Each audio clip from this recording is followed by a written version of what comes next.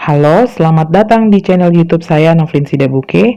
Kali ini saya akan membawakan materi menggambar grafik fungsi kuadrat berdasarkan domain. Semoga video ini dapat membantu kalian memahami topik tersebut. Selamat menyaksikan. Ya, selamat pagi anak-anak. Sekarang kakak akan melanjutkan materi menggambar grafik fungsi kuadrat berdasarkan domain fungsinya atau daerah asalnya ya. Nah, materi sebelumnya kita sudah belajar bagaimana menggambar grafik fungsi linier berdasarkan domain fungsinya. Nah, yang sekarang akan saya ajarkan adalah grafik fungsi kuadrat. Oke, nah secara umum ini tahapannya ada 4 ya. Sebenarnya sama saja dengan menggambar grafik fungsi kuadrat biasa, tetapi ditambah dengan ini, poin yang keempat, menentukan titik koordinat sesuai dengan batasan domain yang diberikan. Nanti kakak akan jelaskan gimana sih maksudnya yang nomor 4 ini akan lebih jelas jika dengan contoh soal. Nah, yang pertama adalah menentukan titik potong sumbu X, atau biasanya saya singkat tipot ya. Tipot sumbu X itu artinya Y sama dengan 0, seperti biasa. Ya, ketika di semester 1 kita sudah belajar tentang grafik fungsi kuadrat. Nah, kemudian yang kedua adalah setelah tipot sumbu X sudah, berarti sekarang titik potong sumbu Y. Berarti apanya yang 0? X-nya yang sama dengan 0. Lalu yang ketiga adalah menentukan titik balik koordinat, yakni XP, YP.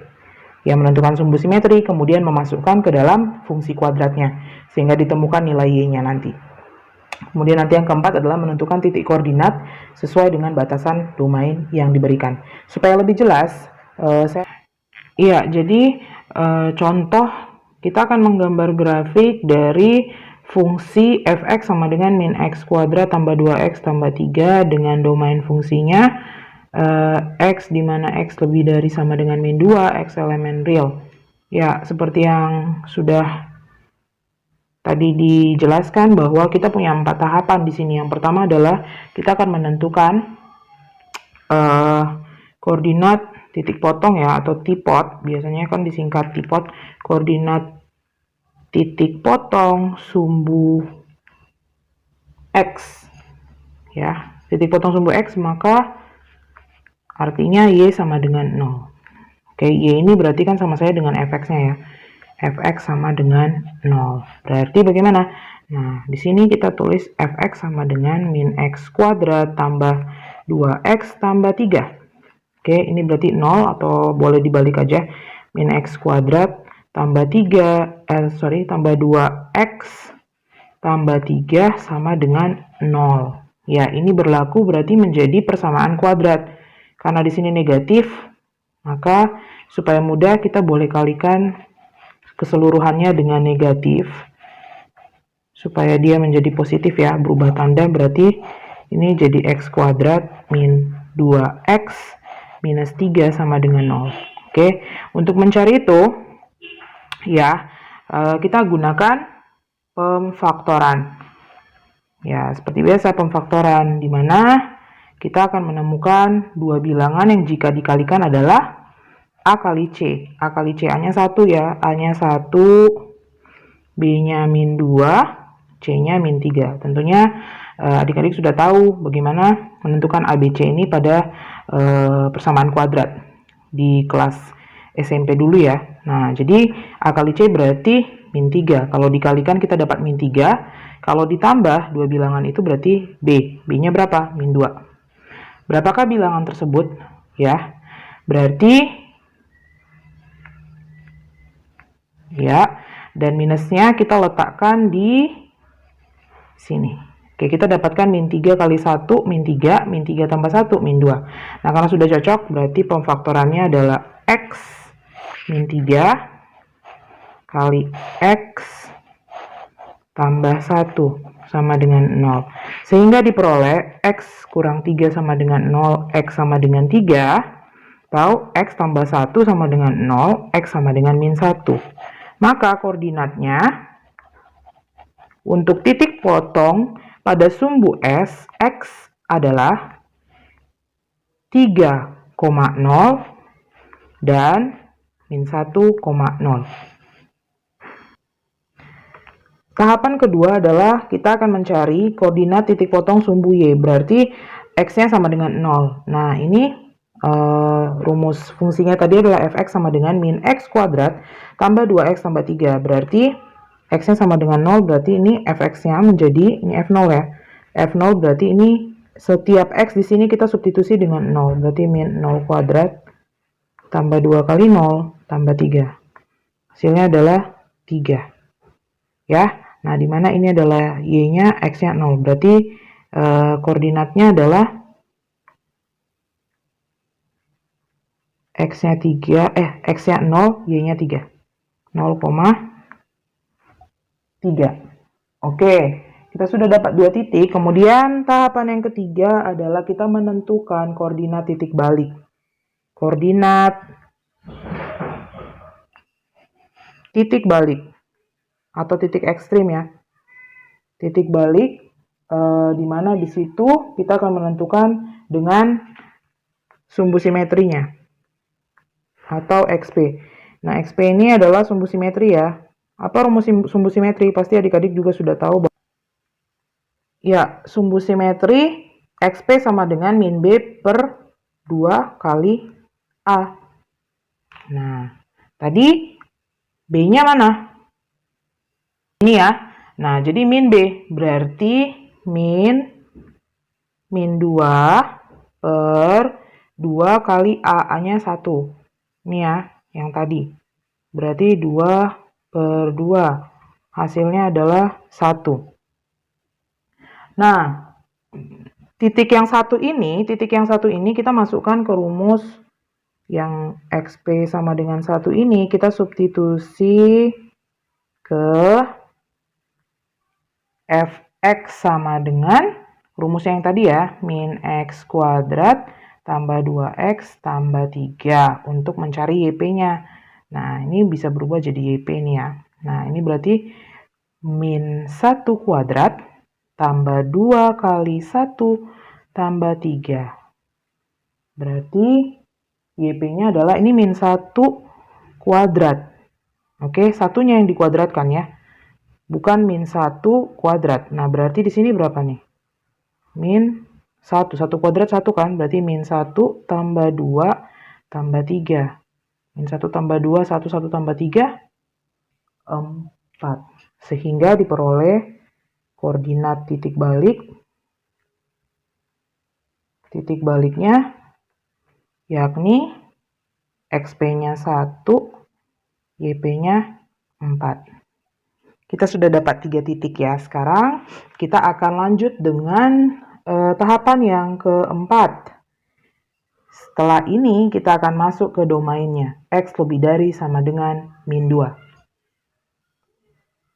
Ya, sekarang tahapan yang keempat kita akan menentukan satu titik lagi berdasarkan domainnya. Di sini dikatakan X lebih dari sama dengan min 2. Ya, lebih dari sama dengan min 2. Artinya untuk titik-titik yang akan menjadi domain ini bergerak ke arah lebih besar daripada min 2. Berarti ini kan adalah titik paling kiri ya. Dan nanti titiknya itu pada gambar dia tidak akan berlubang karena ada tanda sama dengan di sini. Dia akan penuh bulatannya. Oke, kita langsung saja. Ini min 2 X-nya ya. Kita ambil langsung dari titik paling kiri min 2, kita masukkan ke dalam fx-nya. Berarti f min 2. Hasilnya adalah min, ya, ini min yang dari sini ya. Nah, kemudian X-nya adalah min 2. Min 2 kuadrat tambah 2 kali min 2 tambah 3. Jadi setiap X-nya diganti dengan min 2. Ini berapa? Berarti min 4. Min 2 kuadrat 4. Di sini, sorry, ini tambah min 4 tambah 3. Berapakah dia? Min 4, min 4, min 8 tambah 3. Berarti hasilnya adalah min 5. Sehingga diperoleh satu titik lagi, koordinat yang menjadi batasannya itu sebelah kiri, paling kiri ya. Koordinat batasan, kita punya X-nya min 2, Y-nya min 5. Nah, kita sudah dapat 4 titik tadi, sehingga sekarang saatnya kita untuk menggambar grafik. Ya, jadi tadi 4 titik yang tadi kita sudah dapat itu, kita tinggal masukkan ke dalam bidang kartesiusnya ya.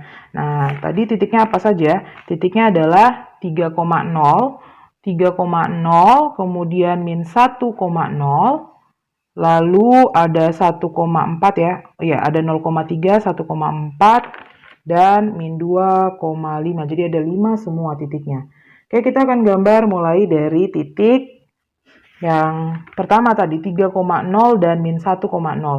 3,0 di sini, min 1,0. Berarti di sini ya. Ini min 1,0. Kemudian kita dapat titik lagi, dia hasilnya adalah 0,3. 0,3 di mana? Di sini. Ya, lalu ada titik 1,4. Di sini ya. Ya, biar cantik pakai penggaris nih. Nah, ini titiknya. Titik balik tadi 1,4. Dan yang terakhir adalah batasan paling kiri, min 2, min 5. Min 2, min 5 ada di sini. Nah, ini tadi bagaimana titiknya? Ini bulatan yang kita buat sebagai batasan ya. Nah, batasannya bagaimana? Karena dia pakai sama dengan, berarti dia tidak berbolong seperti ini, tetapi bulatannya hitam penuh. Ya, ini adalah min 2, min 5. Nah, setelah itu bagaimana?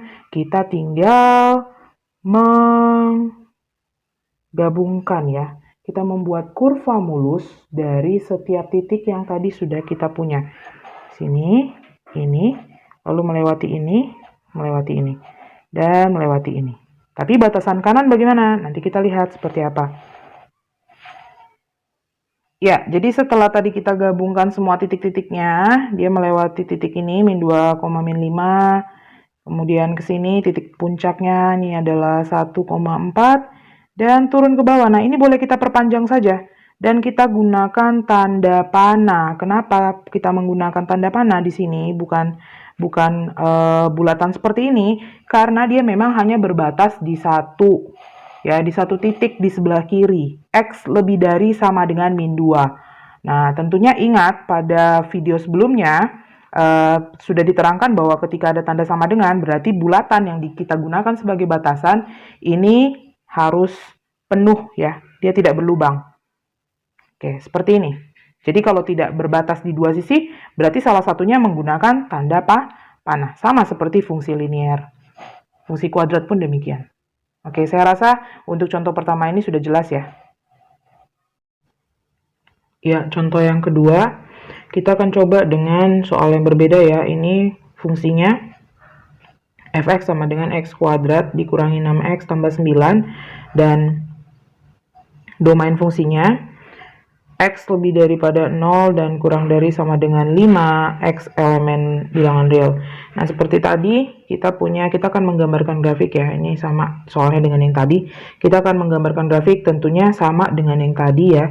Kita punya 4 tahapan. Yang pertama adalah tipot atau titik potong sumbu x, berarti y-nya sama dengan 0.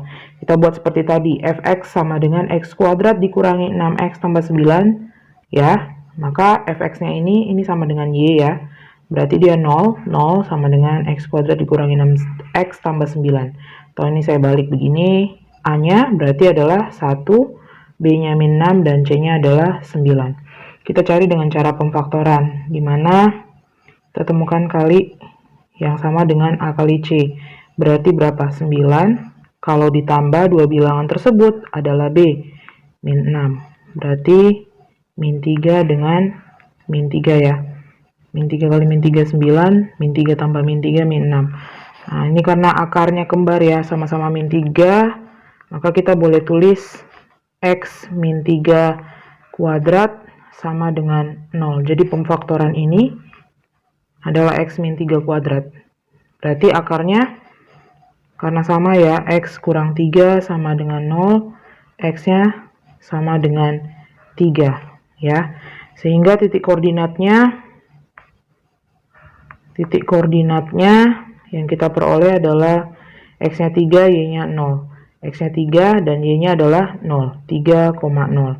Ini sama, ada 2 sebenarnya, 3, tapi nggak perlu ditulis kalau sama kan, satu kali saja. Berarti titik koordinat yang diperoleh adalah 3,0. Nah, setelah itu kita cari titik potong sumbu Y, artinya X-nya sama dengan 0. Nah, kita masukkan ke dalam fungsi ini, dimana X-nya 0 berarti gantikan X dengan 0. 0 kuadrat dikurangi 6 kali 0 tambah 9. Berarti F0-nya adalah 0 kurang 0 tambah 9, 9. Sehingga titik yang diperoleh koordinatnya adalah X-nya 0, Y-nya 9, 0,9. Kita sudah peroleh 2 titik. Kemudian yang ketiga adalah kita mencari titik ekstrim atau titik balik. Ya, titik balik berarti XP, YP. XP sendiri adalah sumbu simetri. Min B per 2A, rumusnya ya, ini harus dihafal. Min B per 2A dari mana? Dari fungsi kuadrat yang tadi. Nih, A-nya 1, B-nya min 6, dan C-nya 9. Berarti min B min 6 per 2 kali A-nya berapa? 1. Berarti positif 6 bagi 2, 3. Nah, hasil yang 3 ini, XP-nya ini kita substitusikan, atau kita masukkan ya, substitusikan kan ke soal fx yang soal kita. X kuadrat dikurangi 6x tambah 9. Ini F-nya 3, X-nya 3 ya, berarti 3 kuadrat dikurangi 6 kali 3 tambah 9. 9 dikurangi 18 tambah 9. Hasilnya berapa itu? Ya, hasilnya adalah 0 ya. Sehingga kita peroleh titik balik. Titik balik kita yang kita peroleh adalah XP, YP. XP-nya 3. YP-nya 0, 3,0. Ternyata sama nih, ya. Nah, setelah itu yang keempat. Yang keempat tentunya untuk batasannya yang sebelah kiri 0 ya, kita ambil untuk X sama dengan 0, kita masukkan ke dalam rumus fungsinya. Berarti F X sama dengan X kuadrat kurang 6X tambah 9. Berarti F0 adalah 0 kuadrat dikurangi 6 kali 0 tambah 9. Ini hasilnya adalah 9. Berarti titiknya yang di sebelah kiri itu nanti kita peroleh 0,9 ya. Ini titik koordinatnya. Nah, sekarang untuk yang batasan sebelah kanannya ini adalah 5. Berarti X-nya sama dengan 5. Kita masukkan seperti tadi. Berarti F5 sama dengan pakai yang ini juga ya. Berarti 5 kuadrat dikurangi 6 kali 5 tambah 9. F5 sama dengan 25 dikurangi 30 tambah 9. 25 dikurangi 30 min 5 ya. Min 5 tambah 9 berarti 4. Sehingga titik koordinat yang kita peroleh adalah 5,4. Nah, sekarang kita gambar ya menurut titik-titik yang tadi kita dapat. Tapi ini ada beberapa titik yang sama. Sehingga kita coba ya. Nah, ini ada titik tadi, kita punya titik 3,0 sama dengan titik baliknya ya, 3,0, dan koordinat titik potong sumbu Y 0,9 sama dengan batasan yang ini. Sehingga tadi ya titik 3,0 di sini, kemudian 0,9 di sebelah sini. Oke, ya hati-hati dengan ini. Ini adalah batasan 0,9. Di sebelah kiri, kalau 0 ini ada sama dengan tidak? Tidak ada ya, berarti di sini nanti bulatannya berbolong putih seperti ini. Kemudian untuk batasan 5 ada tanda sama dengannya.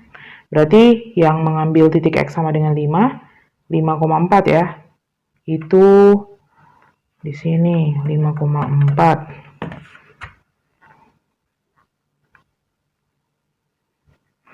Nah, 5,4-nya nanti itu berarti ini bulatannya penuh. Jadi hanya ada 3 titik yang kita punya di sini. Kita tinggal menggabungkan ini dan selesai. Jadilah. Ya, setelah digabungkan seperti ini hasilnya. Cukup mudah ya. Jadi kita tinggal lihat saja batasannya. Kalau ada tanda sama dengan berarti bulatannya penuh. Kalau tidak ada berarti berbolong seperti ini. Oke, demikianlah materi grafik fungsi kuadrat dengan domain fungsi yang diketahui. Semoga penjelasan dari saya saat ini bisa dipahami. Oke, terima kasih dan sampai ketemu di video saya selanjutnya.